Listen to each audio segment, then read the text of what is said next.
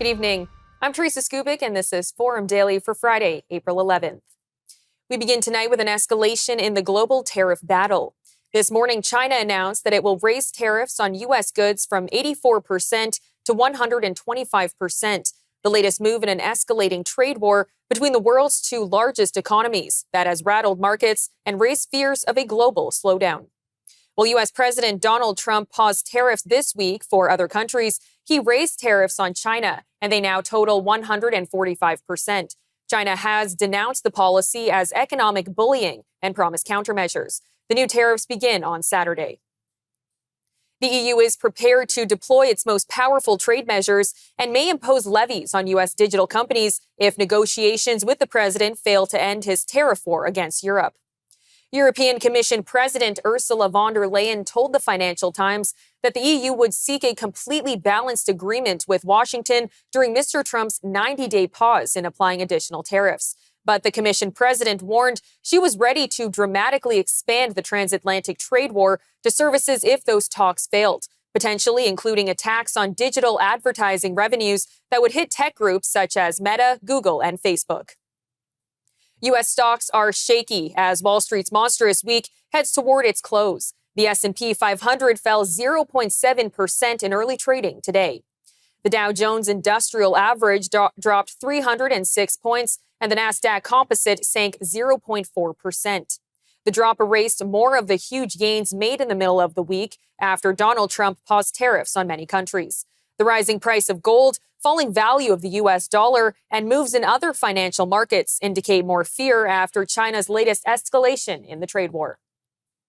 Liberal leader Mark Carney says that he has never heard of a pro-Beijing lobby group in the Toronto area, despite photos of the Jiangsu Commerce Council of Canada's website showing him with members of its leadership. Well, I'm sorry, but you can't believe everything you read in the Globe and Mail. So in your question, and I guess in the article in question, you said I had a meeting with whatever your term was, Beijing group. I've never heard of this group, okay? Never heard of this group. Certainly didn't have a set-up meeting with this group. Full stop. So check your sources before you write things like that, okay? Or your colleagues do. I'm a politician. I go to events where there are hundreds and thousands over the course of a day of different people there. That is not a meeting. If somebody happens to be in the room, takes a picture with me, that's not a meeting, okay? First point. Secondly, with respect to Mr. Yun, this is a person who has served his community for decades. This is a person who's deputy commissioner of the police, okay? A person in discharge of those responsibilities meets with a variety of community groups in the community because that's his job. That's his responsibility. We're proud to have him as a candidate, and I honor his service, including on today. Thank you. Yesterday, Mr. Carney was asked about Peter Yun, the Liberal Party candidate for the Ontario riding of Markham-Unionville. Mr. Yun was appointed to replace Paul Chang, who stepped down after news broke out that he had talked to reporters about how someone could take a conservative candidate and human rights advocate to the Chinese consulate to claim a bounty for him by Hong Kong authorities. And as part of their plan to tackle crime in Canada, the Liberals are promising to take responsible action to keep assault-style guns off our streets.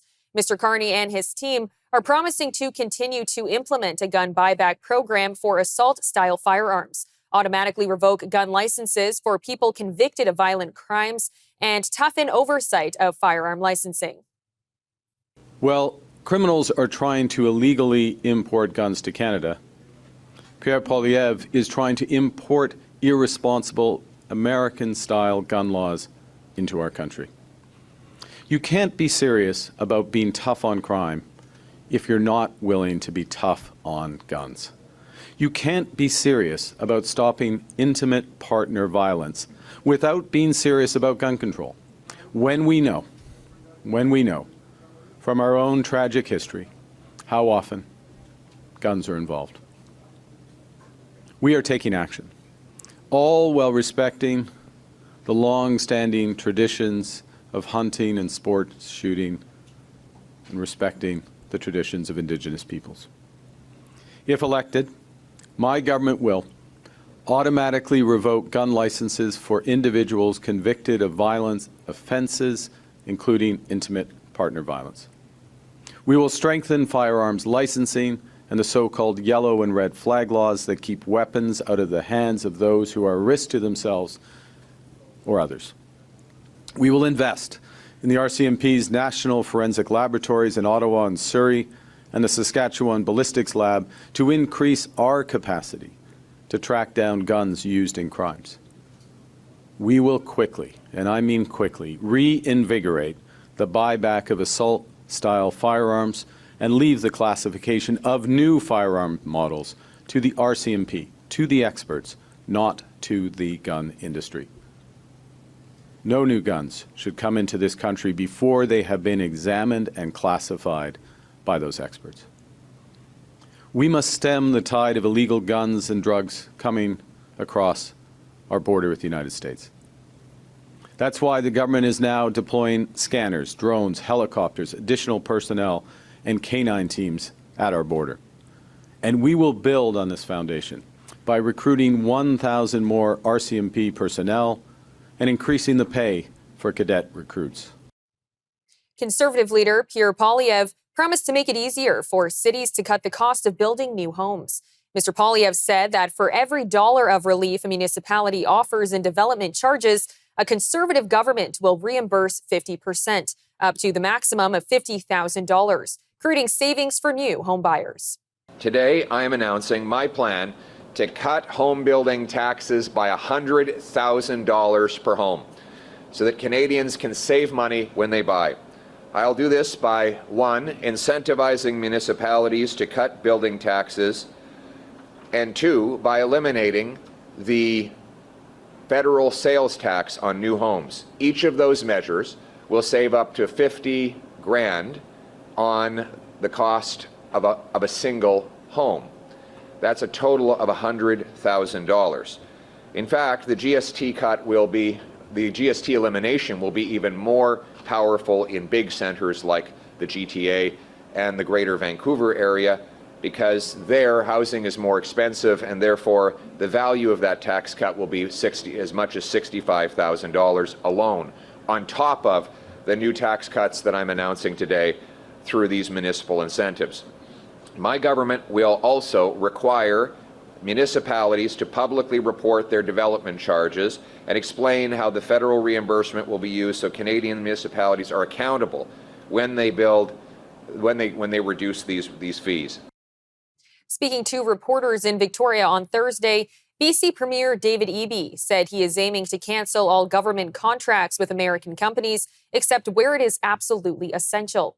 He said that he's given an order to all provincial ministries, health authorities, and crown corporations to review their suppliers and decrease dependence on the United States. This includes canceling subscriptions to U.S. newspapers and magazines and non-essential software, and avoiding non-essential cross-border travel.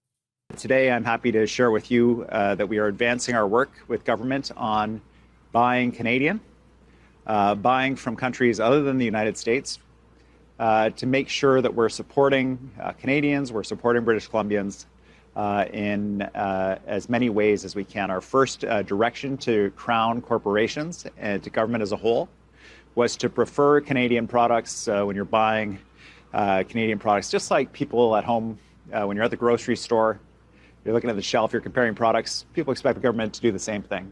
That's what this is about.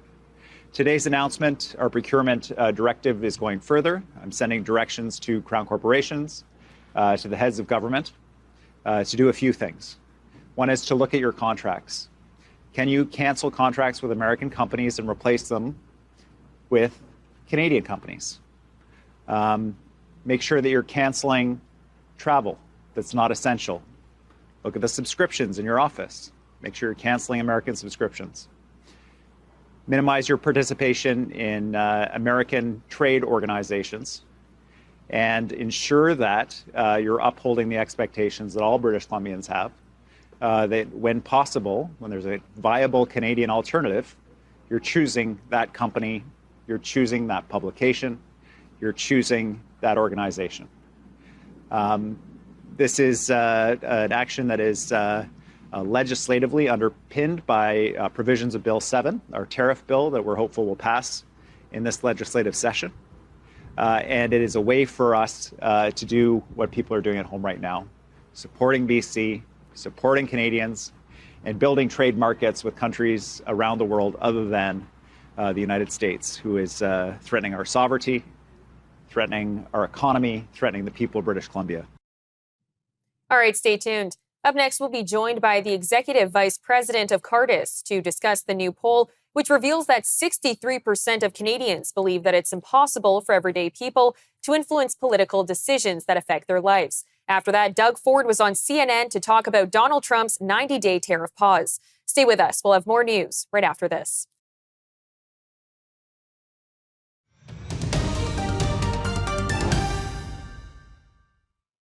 Canada's former top trade negotiator, Steve Verhoeven, says that U.S. President Donald Trump's abrupt change shows that he's vulnerable to financial and market pressures. He says that countries around the world coordinating their responses could force Mr. Trump to back away from tariffs sooner.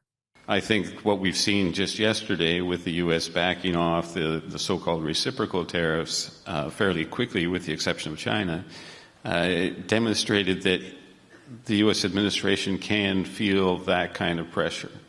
I think given that Canada has retaliated against steel and aluminum tariffs and on autos tariffs and the initial tariffs related to fentanyl, I think retaliation can be a useful tool, and it's unfortunate that most of the rest of the world didn't see it that way, because I think if there had been a more coordinated response from countries around the world, then we could have seen this fall away even more quickly. And I think in this intervening period where we've got 90 days and countries are going to see if they can negotiate something with the U.S., if at the end of that 90 days we haven't made much progress and the U.S. reimposes the tariffs, if countries decided at that point that they should retaliate in some coordinated fashion, I don't think that they would last long. And I think that would be a significant rebuke to the U.S. about the merits of going in that kind of direction and completely obliterating trade laws that we've all operated under for the last 75 years. Ontario Premier Doug Ford met in his office yesterday with the Republican governor of Utah. Governor Spencer Cox says he'll tell all of his fellow U.S. governors to visit Canada on similar trade missions. Governor Cox says that he believes in free trade and wants to see the tariffs against Canada removed. Mr. Ford was also on CNN yesterday, where he said that he was shocked Canada wasn't included in President Trump's 90-day tariff pause. We were shocked that we weren't part of the group per se, and number one customer. We're both each other's number one customer, and we need to get through this and bring certainty back to the people of the United States and Canada. Certainty to the markets, as you mentioned. The Dow is down, the S&P is down. Because there's still uncertainty. I know it took a little bump up yesterday, but the reality is a tariff on Canada is a tax on Americans, and that's the last thing we want to see to the American people. I always say we love our American neighbors. We truly do. We didn't start this. President Trump aimed at Canada and the rest of the world for the most part.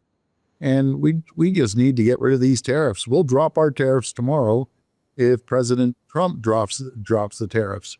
We always believe in the AMCAN fortress, working together, make the two strongest nations in the world. That's what we want to do. As Canada reaches the halfway point in its federal election campaign, a new poll reveals a growing sense of political disconnection among voters. According to research from the Angus Reid Institute conducted in partnership with think tank Cardis, 63% of Canadians say it's impossible for people like them to influence political decisions that affect their lives. The findings, based on surveys of 5,000 people in both Canada and the United States, show that Canadians feel slightly more powerless than their American counterparts. Ray Pennings, Executive Vice President of Cardis, warns that these sentiments could have serious consequences, and he joins us now to discuss. Ray, thank you for joining me today. Thank you for having me. Now, what initially prompted you to explore feelings of political powerlessness in Canada and the United States? So this is Cardis's 25th anniversary, and as part of our projects this year, we actually did a poll of 10,000, 5,000 Americans and 5,000 Canadians. So that gives us much greater numerical power to look into subgroups. And we will be analyzing and releasing throughout the year various aspects of the poll, but the poll doesn't look just at politics. It looks at citizenry and civic engagement, everything from engagement in the arts to religious engagement, community engagement, and political engagement is part of the larger package. So we didn't really seek out to look at powerlessness per se, but we looked at why do people get involved in various public institutions, what drives, what beliefs and expectations drive those practices, and how satisfied are they with the outcome. So it's part of a larger question. That said, we're in the middle of an election campaign. We had these results, so it seemed prudent to put these results in a way that might provoke some discussion. And when you saw the results, were you surprised by the high percentage of Canadians who are feeling this way compared to Americans?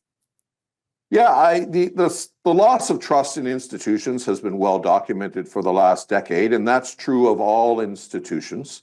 It is particularly surprising, though, to see the sense of helplessness that people are feeling, and I would say a lack of certainty or clarity in terms of how to meaningfully respond and shape. I get the sense that a lot of Canadians are actively engaged. There is some correlation with the more active you are, the less cynical or distrustful, but that's not true for all groups either. The results are mixed. So I look forward to digging into these results to find out what exactly are the differences between those whose activity leads them to confidence and those activity leads them to cynicism. But when you take the numbers all together, there is certainly a higher level of feeling of a lack of agency, if you will, among voters than I expected. And how big of an impact, if any, do you think that Donald Trump has on these feelings for people from both countries? I think it's huge. I think, if you just the change in the polls from where we were prior to the election of Donald Trump to where we are today has been well documented. Obviously, that's also tied domestically to a change in the leadership of the Liberal Party and how those come together. But what is interesting in this campaign is that, and I don't blame the Liberals. If I were the Liberal campaign manager, I would do exactly the same thing. They have taken ideas out of the equation and have focused the election entirely on leadership competency to deal with Donald Trump, making that the single ballot question.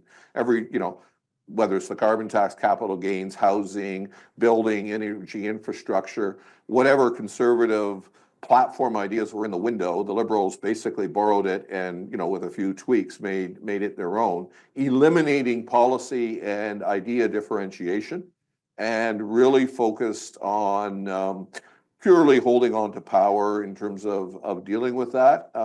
I think that causes cynicism on the part of Canadians, because it looks increasingly and somewhat transparently that this is about holding on to power.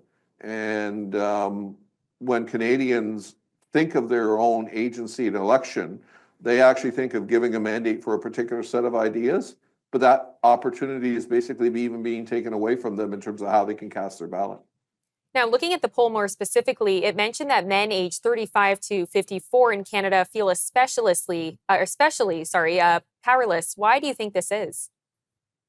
It's interesting. It's actually, I think, the 35 to 54, because among women as well, while it's not quite as intense as men, women 35 to 64 feel far more powerless than women younger or older as well. So I would put more on the demographic than on the gender of this. And I think that, the questions of affordability, the questions of home buying, the implications on family formation, a number of those day-to-day issues that really have Canadians frustrated at this stage of life. The Canadian promise that you had when you went to, graduated from high school, went to university, you did all the right things, and now you can't buy a house, and it seems impossible to get ahead.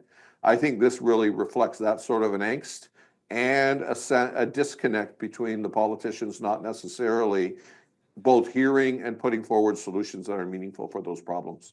Well, to focus on the demographic, the report highlights Saskatchewan, Alberta, and Quebec are the provinces feeling this mostly. Do you think that this also goes with the fact that party leaders aren't really taking care of those communities' needs? And interestingly, those are the three provinces which, without even looking at a poll, if I had to, if I asked you where is separatist sentiment highest in Canada, all of us would have identified those three as the most likely top three, for very different reasons in Quebec than perhaps Alberta and Saskatchewan. But certainly there has been a very public disconnect between those regions. And let's also take a look at those are three regions in which the governing party has not been particularly well represented. With the Bloc dominating Quebec and the Conservatives dominating Alberta, we've had a decade now in which they have effectively been disenfranchised to a significant, although different degrees. So that probably ties into it.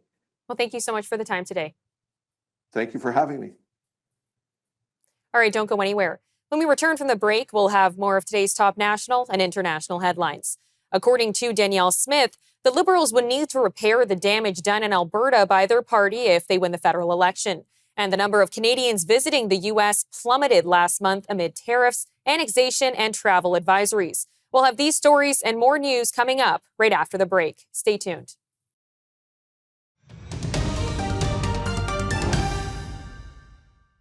During the Strong and Free press conference yesterday, Alberta Premier Danielle Smith said that if the Liberals win the federal election, Mark Carney will need to repair some of the damage his party has put on her province. Ms. Smith said that the last 10 years have soured Albertans to the idea of a Liberal government, and the next Prime Minister will have to navigate that.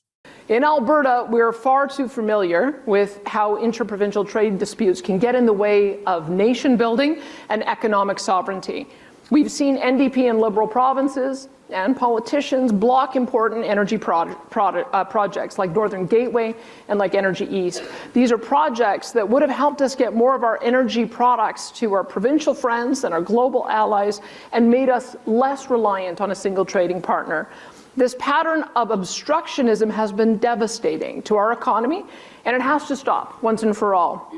Today, there is a desire to get this work done like never before, but none of it is possible if the federal government continues to cling to bad economic policies and reckless ideological ideas. Everyday working Canadians have had enough of bad policies and bad ideas from Ottawa that only serve to make us weaker and weaker and weaker. Enough with their meaningless, virtue signaling, extreme climate policies that only serve to make Canadians poorer, threaten our energy security, kill jobs and investment across the country, and make us vulnerable to unpredictable trade winds. And in that same press conference, Ms. Smith answered questions from our correspondent Wyatt Sharp regarding the effectiveness of the retaliatory tariffs Mark Carney is planning to impose on the U.S. In her response, Ms. Smith stated something we haven't heard from other premiers, that counter tariffs cause too much harm to businesses. And first we'll go to Wyatt. Hi, Bringer. Nice to see you. Hi, Wyatt. You were talking a lot about tariffs in your speech. Given Alberta's reliance on a lot of cross-border trade in, industries like agriculture and energy, how effective do you think some of the retaliatory tariffs that Mark Carney was looking to unveil, either before or after the campaign, will end up being? I can tell you that what we're experiencing is that the retaliatory tariffs are the ones that are causing the most harm to our businesses. We have retaliatory tariffs on frac sand, on salt for farmers, on barley and wheat coming across the border. We've got construction materials that are adding costs. There's airline parts that are adding costs. Tariff wars are not something to celebrate, that everybody is injured by them. And so the sooner we can get to a renegotiated Canada-US free trade agreement, which it looks like the Americans are prepared to do after our election is over, so that we can have a virtually tariff-free relationship like we've always enjoyed, I think the better for everybody. And the other thing you mentioned in your speech was the pipeline, hoping to go all the way to Quebec. Obviously, you're seeing a lot of resistance from the likes of Francois Legault, which you also touched on. How do you overcome that resistance to make it kind of more of a smoother process? Well, I'm sensitive to the fact that we have to have social acceptance. It's part of the reason why I sent the poll results to Premier Legault, letting him know that the majority of Quebecers share the same attitude as the rest of the country, that it's time for us to work together to get our products to market. So I'm sensitive to the fact that perhaps the first process and the route that was chosen might have been a little bit had a little bit too much opposition, but that doesn't mean that every route will. And so let's work with the business community to find out what would be economic. Let's work with the province and local communities to find out what the objections would be. Let's work with First Nations to see if we can get equity ownership stake in some of those pipelines. That's been very successful in Alberta to offer equity ownership. And so I think that there is perhaps a different pathway, but I think that there is a pathway. And we'll go to Stephanie next. Liberal leader Mark Carney is off the campaign trail today for prime ministerial duties. Carney said members of the Canada-U.S. Relations Cabinet Committee had a good, long discussion on reactions from other countries to U.S. tariff policy.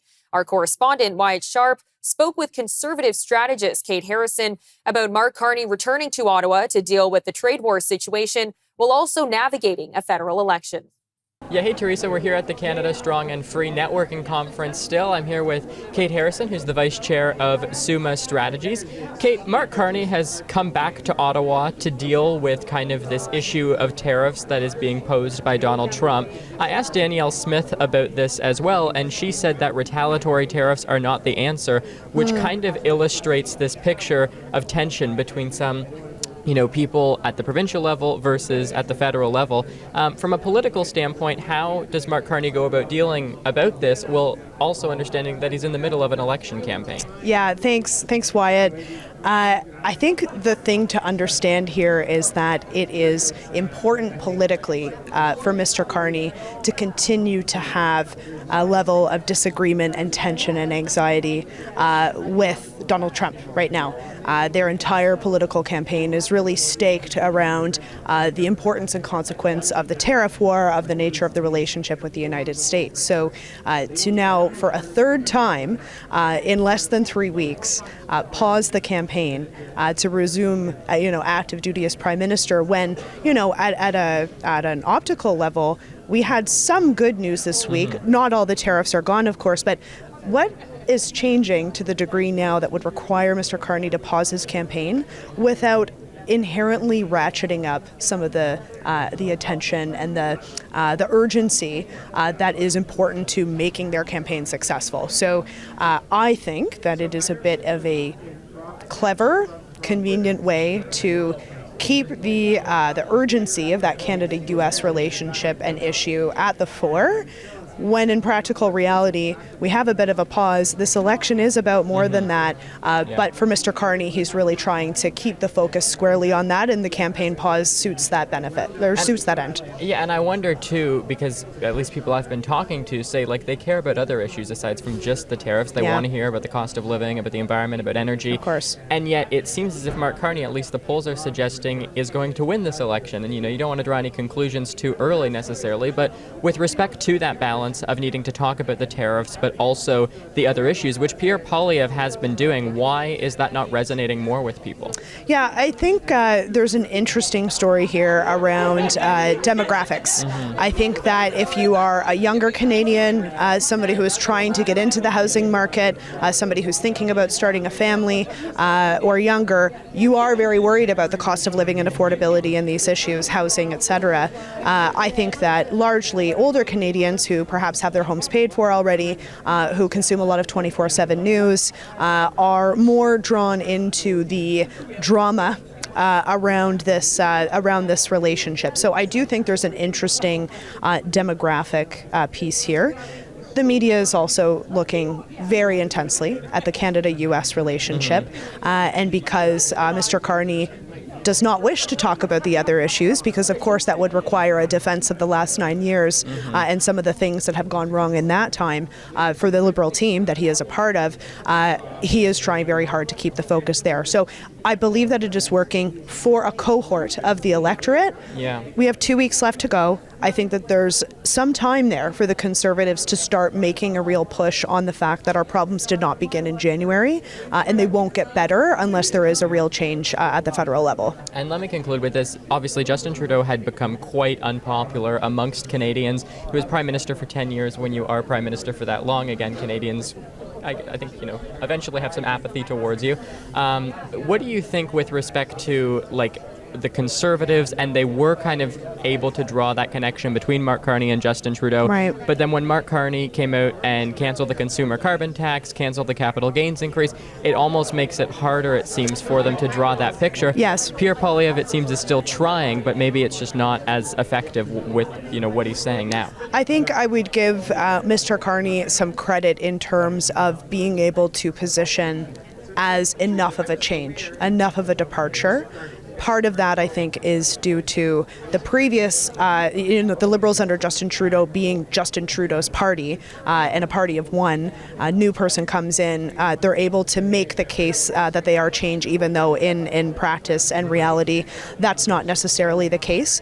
So I think the key for the Conservatives is to highlight the record, highlight that, electing the people who made the mess to clean it up is not going to change our situation, but I would be making it perhaps a little bit more about the Liberal team, many of whom are coming back to run again for Mr. Carney. All the people advising Mr. Carney are, of course, Trudeau Liberal advisors. So I'd be trying to broaden that a bit more to talk about the same team not being the right ones to fix it, and the Conservative team being the ones that are the real change option in this election. And it's interesting you say that. Any Carney rally that I've covered so far, when I go there, all of the people there are people I recognize from covering Trudeau's stuff. So I can't say I am surprised. Yeah. Kate Harrison, thank you so much. Thank you, Wyatt. All right, Teresa, we'll send it back to you.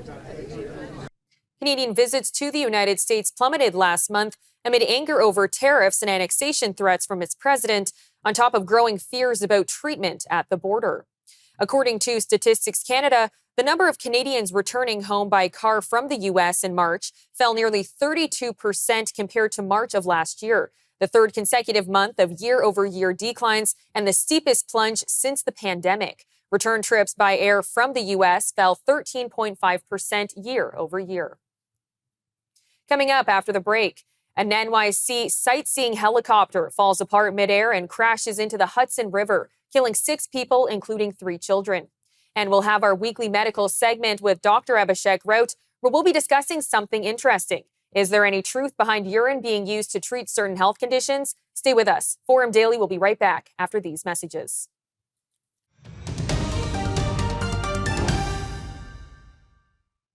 A New York City sightseeing helicopter broke apart in midair on Thursday, crashing into the Hudson River and killing 6 people. The dead include a family of Spanish tourists, and 3 of the victims were children. New York Mayor Eric Adams said that the flight left a downtown heliport Thursday afternoon and was in the air for under 18 minutes. Witness Bruce Wall said that he saw the helicopter fall apart in midair with the tail and propeller coming off. Rescue boats circled the submerged aircraft within minutes of the impact. Recovery crews hoisted the helicopter from the water just after 8 p.m. last night using a floating crane. The bodies of all 6 victims have been recovered. NDP leader Jagmeet Singh is criticizing the Liberals' plan to reduce spending. Mr. Singh accused Liberal leader Mark Carney of planning to cut health care. The deep cuts proposed by Pierre Poilievre and the Conservatives, that's not good for them. That's not good for their family. That's not good for this country. And so more and more Canadians are rejecting the Conservative cuts. Now they're taking a look at Mark Carney, and they're seeing that he's sadly talking about cuts as well. He's repeated that he would cut. He said again and again that his plan is to cut services. He has also told us where he would cut those services. He said he would cut the operating budget. And he's also defined what that means. He said what the operating budget is. He said it means healthcare. It means pensions. It means supports for people living with disabilities. It means GST and HST credits. He has defined the operating costs, and he's told us that he's going to cut them. But he hasn't told you how much. And so today we're announcing what he's going to cut is actually $43 billion in investments in you and your family. $43 billion of cuts. What does that mean for Saskatchewan? That's $300 million of cuts here in Saskatchewan, and that could be more than 3,000 nurses cut immediately. Imagine our healthcare system that is already struggling. You just heard about closures of ER rooms. A healthcare system that's struggling with 3,000 less nurses. Imagine how much worse that would be. Mr. Carney says that he won't cut health care, but plans to reinforce it instead. Mr. Singh announced that an NDP government will push to strengthen and protect the public health care system. And so our plan is this. We're going to fight back. If you are worried about the deep cuts of Pierre Poilievre, and you want to reject conservatives, and you're also worried that Mark Carney is proposing to cut the things that you care about, vote for a New Democrat.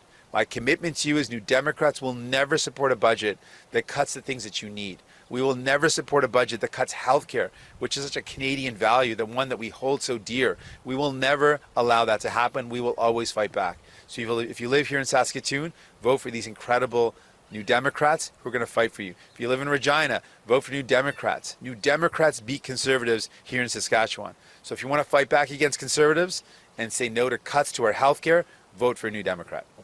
Urine is one of the most freely available substances on the planet. Everyone generates some amount of urine over the course of a day, and because of its abundance, plenty of folk remedies have involved urine in one way or another to treat a variety of conditions. Historically, urine has been used as a folk remedy for conditions such as asthma, arthritis, and various types of allergies. Reports actually date back that there was a time when doctors tested for diabetes in urine by taste. But despite what survival movies and some websites suggest, drinking urine might not actually be a curable remedy. Earlier, I sat down with Dr. Abhishek Rout, medical director at Appletree Medical Group, to unpack some of the facts and myths behind urine therapy. Dr. Rout, thank you so much for the time today. Thanks so much for having me. Now, some experts say that drinking urine can actually cure diseases and some ailments. Are there any healing factors in urine? Well, urine is really primarily composed of water, urea, electrolytes, and other metabolic waste products that your kidneys have filtered out.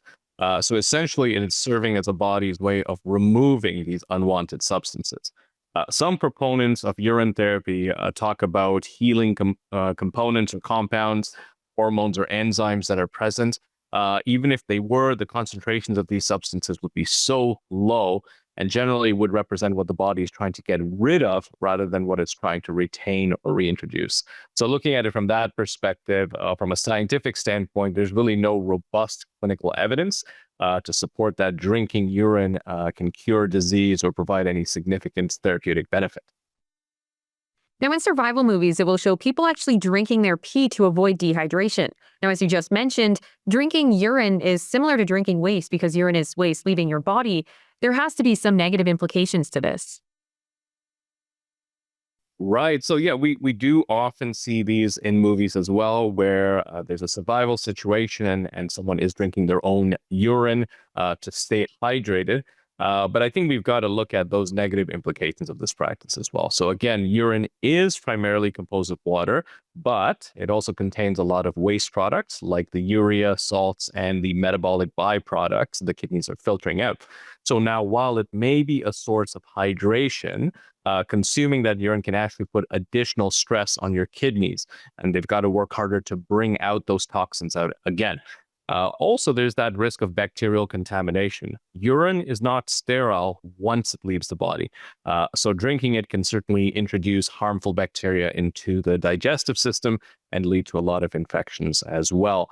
And also the concern here is that concentration of salts and urea is going to exacerbate the dehydration rather than alleviate it, especially if it's going to be consumed repeatedly.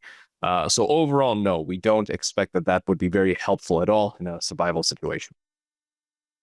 Now, you've made it clear that you aren't agreeing with all of what the experts are saying and all the health benefits in urine. But a report in Nigeria says that urine is actually used as a home remedy to treat children with seizures. What do you make of this report?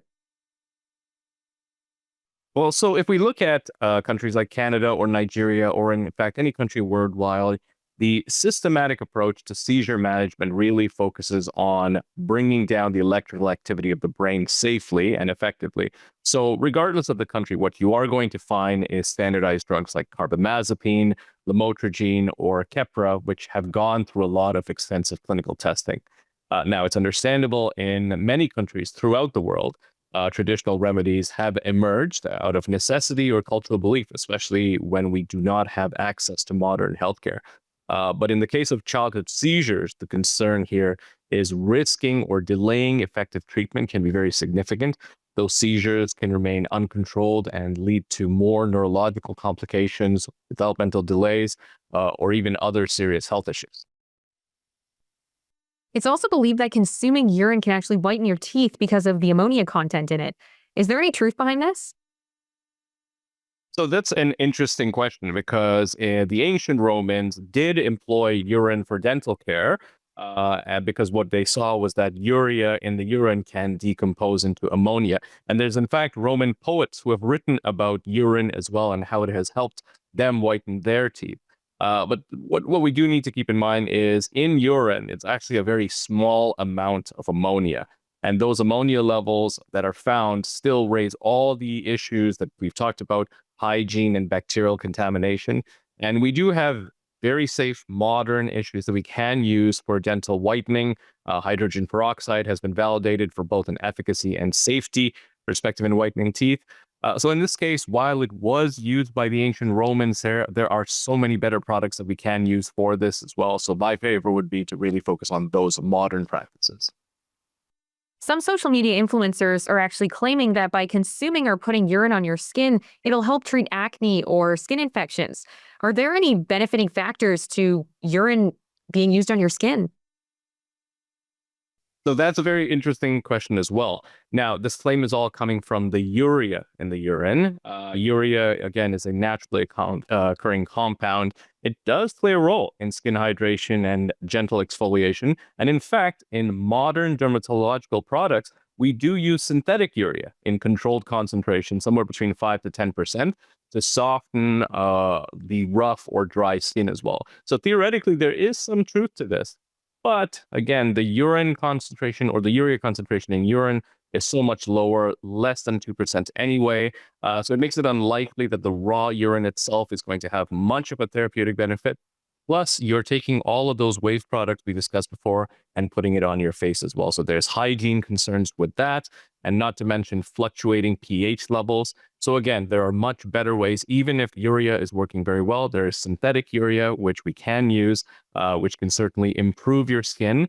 And at the same time, you don't risk the other issues that we've spoken about. Now, you've made it clear that although there are some positives to using urine as medicine, there are lots of negatives. So how important is it to not believe everything that you see on the internet? I think what we do see is there is a natural pattern of people reading something online or seeing something online. And we do see these trends come back and forth. These trends come back and forth for many reasons. There's probably a slight amount of truth in there, like the urea and the urine, for instance. And secondly, it's very sensational. It's very interesting to look at urine, for instance, and its properties as well. The important thing with all of this is to take all of that and keep that in mind. And then look really at talking to your professionals. Now, whether there's a small grain of truth in that or not isn't as helpful as the modern products we would have for a lot of these issues. So speaking with your doctor would probably be the best approach when it comes to your health. Dr. Rowe, thank you so much for the time today. Thanks so much for having me. I'm Teresa Skubik, and that'll do it for your look at national and international news for today.